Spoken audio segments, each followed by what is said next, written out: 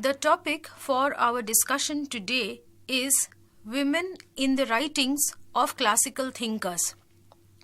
In recent times, there has been a considerable increase of feminist scholarship in areas that were previously unexplored. The recent focus on women in areas such as legal studies, anthropology, literary criticism, history, etc. has produced a range of innovative works, and it is certainly not an exaggeration to say that these fields will no longer look the same again. The field of classical theory is similarly being revisited to see how women feature in the writings of classical thinkers. Classical thinkers, beginning from Plato and Aristotle, they have given to us important social and political concepts which form the very basis of our political heritage, and it is on the basis of the ideas, modes of thought, the argument that have been outlined by the classical thinkers that modern thinkers develop their theorization and which conditions the behavior of modern actors and institutions. Feminists, when they look at the exclusion of women from politics, argue that exclusion of women from politics is the result of an interplay of several factors, cultural, institutional, personal, social, that vary in terms of different contexts. However, there is a certain generic issue that leads to women's exclusion, thus making it necessary to critically review political constructs so as to lay bare the gendered nature of political theorization. I would be discussing very briefly the views of classical thinkers with regard to how they visualize the proper role, functions, and the role that women are to play in any social system. Before going into the writings of Plato and Aristotle, it is first necessary to look into the general context of Greek thought. When we look into Greek literature, from the very beginning, Greek literature has displayed a very strong patriarchal strain. The misogynic strain in Greek literature is very obvious since the very beginning. For example, Hesiod's Theogony makes it clear that the degeneration of the human race began with the appearance of women, man's eternal punishment. Again, the Theogony makes it clear that women are inferior to men. It is also clearly established that within this work that women have an inferior nature. Women are projected as weak, larcenous.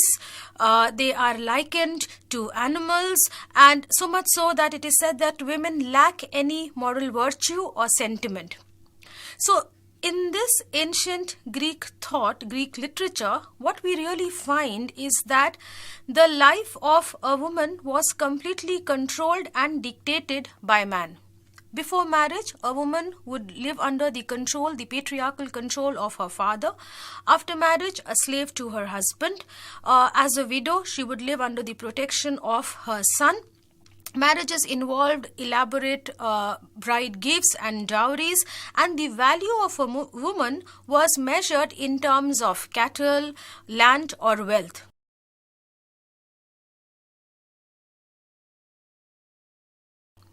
The position of women in Greece did not change much from the heroic up to the classical age, and this was certainly true of classical Athens. In Athens, girls were not given any education. Of course, beyond the basic task of being given some education with regard to housekeeping and housework. Seclusion was strictly enforced, and also we find that any kind of higher mental, spiritual or intellectual activity was the exclusive privilege of men alone.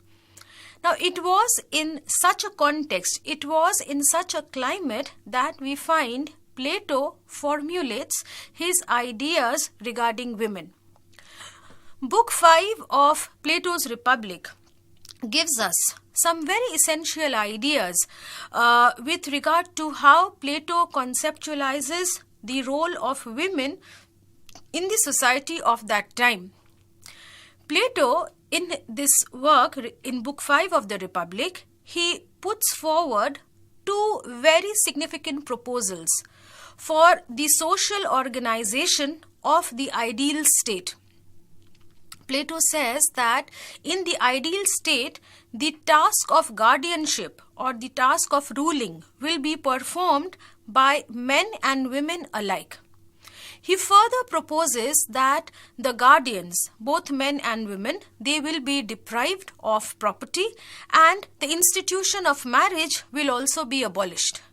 Plato supports these two proposals by putting forward certain principles. He says that it is on the basis of temperament and education that every person will be assigned a particular social role or responsibility. And here Plato appears to be far ahead of his times. Many also refer to him as a feminist because Plato talks about equality between men and women. Simultaneously, Plato also says that because the guardians have the primary responsibility or performing the task of ruling, any institution that is likely to distract them from the performance of this essential function, for example, marriage and property, these institutions will have to be done away with. It is possible to find in Plato's thought both progressive ideas about women as well as those ideas that relegate women to a secondary status. Plato's views with regard to equality of women in terms of educational opportunity are congenial to classical liberalism. While on the one hand, Plato talks about equality of women, and this is depicted very clearly in Plato's portrayal of Socrates' understanding of virtue. Socrates, he says that virtue is the same quality that can be found in a man as well as in a woman. He further adds that the same standard of moral excellence applies to both. Plato thus accepts this idea that between men and women, it is the same qualities that can be applied to both men and women. Plato, in fact, he reaches this conclusion that it is good nurtures that ultimately produce good natures. And in fact, Plato goes on to argue that if a woman is given good environment and she is also provided with good education, she can also arrive at the same standard of human excellence that a man can arrive at.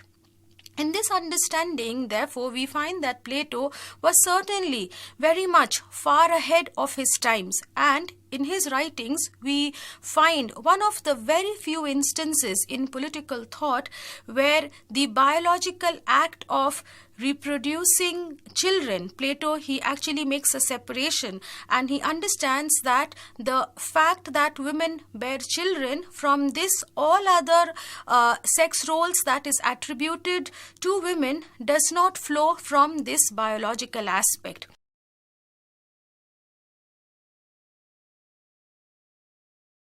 While on the one hand, Plato gives us such progressive ideas regarding women, he also puts forward certain ideas which assign a secondary status to women. For example, while Plato talks about equality of educational opportunity, we find that Plato also sees women as an instrument for the reproduction of legitimate heirs. In Plato's understanding, we find that while he abolishes the family for the guardian class, in the contemporary Greek society of the time when Plato was writing, at that time, Plato did not see that man's intimate relationships would actually get affected if the family was done away with, because the family was viewed primarily as an economic institution. And because the guardian class was deprived of property, the guardian class could also do away with family. But once Plato re-establishes property for his citizens, the institution of marriage and family life is also to be reintroduced. In this regard, we find in Plato's writing the assertion and the understanding that women are primarily the instruments for the production of legitimate heirs. So as men who now own property, they must now own their wives as well. It must also be mentioned that when Plato talks about the equality between men and women who belong to the guardian class, when he talks about the ordinary citizens, there Plato says that men have a right to marry women of their choice, whereas women are to be given in marriage by their male relatives. For the ordinary people, Plato clearly deprives the women from any ownership of the right to property. In fact, we find in Plato's writings, that is in his work, The Laws, there is a clear interlinkage between family, private property. This linkage between family, private property and inheritance is clearly established. Plato clearly establishes the fact that women are not to inherit private property, and if a woman gets married to a man chosen by her father, then it is the husband who inherits the property of the father. It is therefore in this way where we find that while on the one hand Plato accords women a very high status in terms of equality of opportunity, raising them up to the level of the ruling class, on the other hand we find Plato assigns to women a secondary status whose primary responsibility is to produce children who will inherit the property of the citizens class.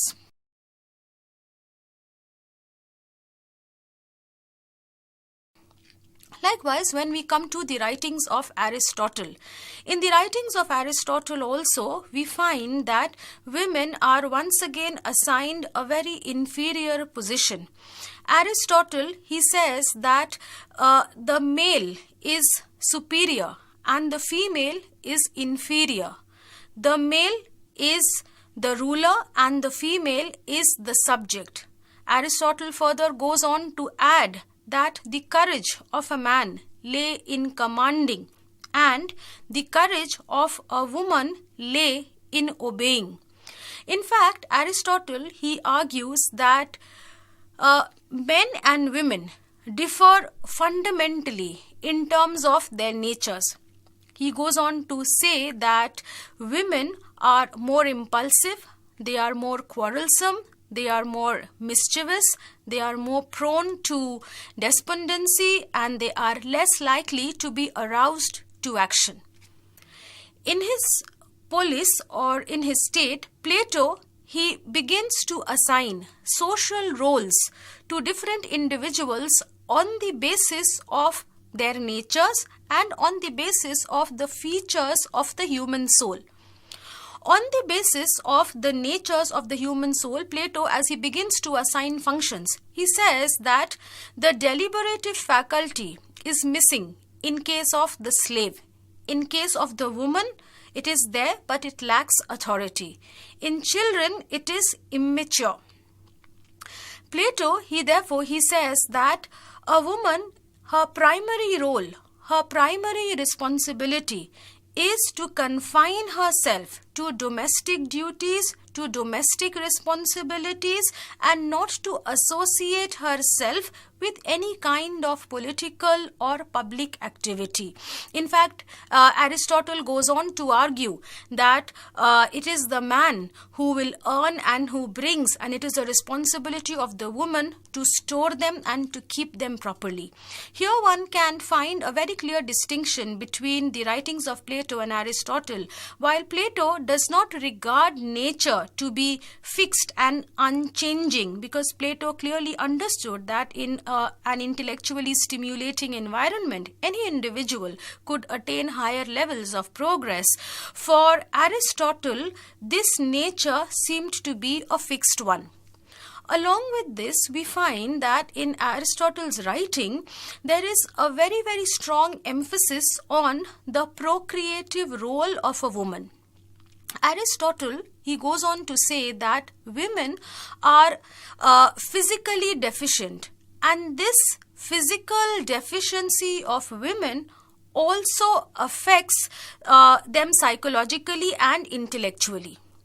Aristotle argues that the role of the man in the act of procreation is an extremely limited one. It is the woman who carries the fetus, who will give birth to the child, and who will suckle the young one. Therefore, from this procreative activity, Aristotle goes on to derive separate sex roles for men and women. He argues that because the role of the man in this act of procreation is an extremely limited one, a man is more suitable for out-of-house public activities, especially politics. And because the role of the woman is it's a larger one, it's a more purposeful one. So therefore, a woman must not involve herself in any activity outside the household, outside the family. Aristotle, he also goes on to argue that because men are emotionally more steadier, because men are more rational, they are more suited to take part in the rigors of politics, while women, being more emotional, are more suited to take part in family life and to manage the affairs of the household. Thus, in the writings of Aristotle, it appears that women are only there to be subjects of male rule.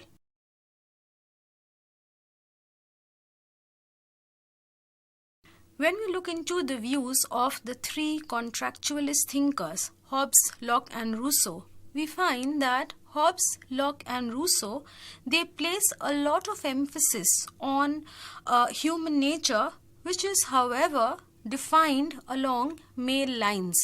For example, when we look into the writings of Hobbes, Hobbes talks about a state of nature. The defining element of this state of nature is fear.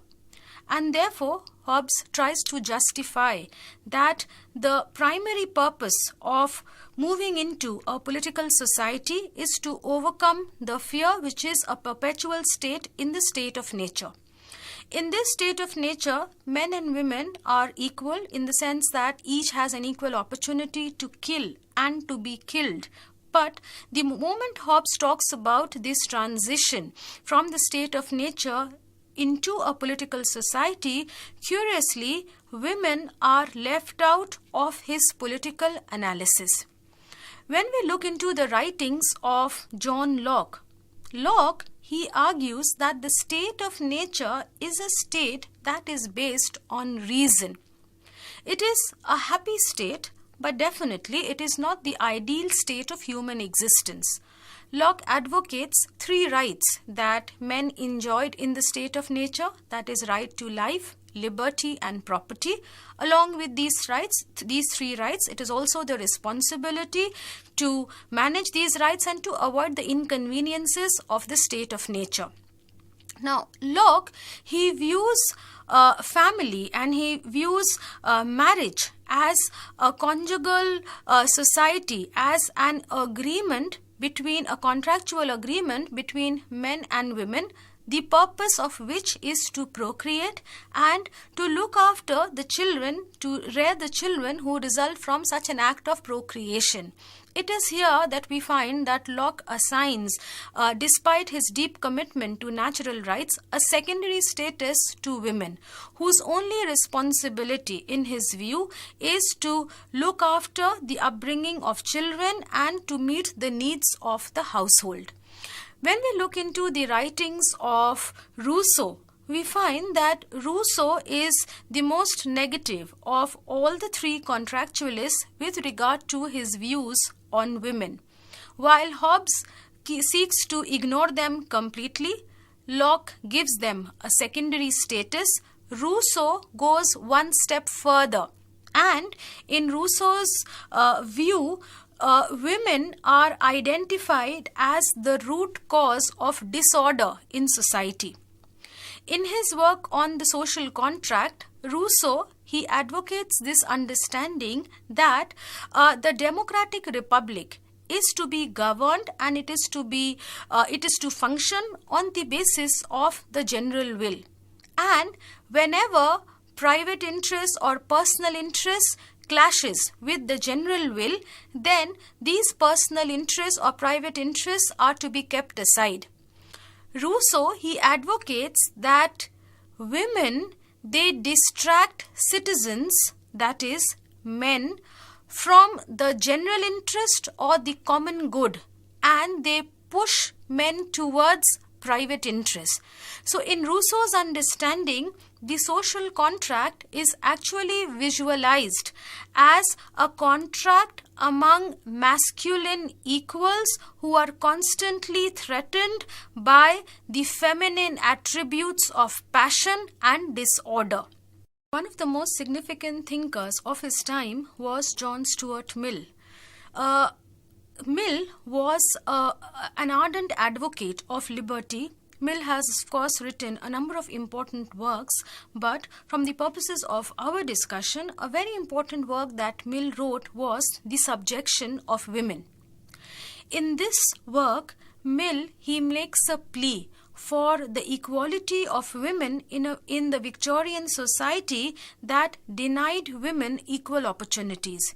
Mill, in fact, argues that it is custom that demands that women always tend to the needs of others and that they keep their own desires on hold.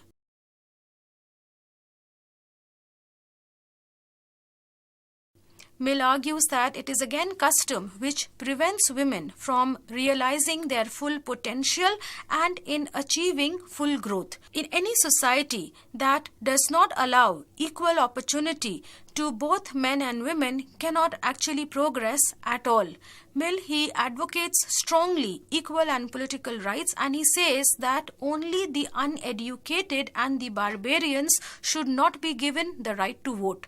Mill goes on to advocate the right to vote for women, and in fact Mill was aware that he would be attacked for advocating such principles at the time at which he was writing. But Mill in fact went on to justify his views when he said that marriages and family life would in fact be happier if women were educationally, economically and politically empowered.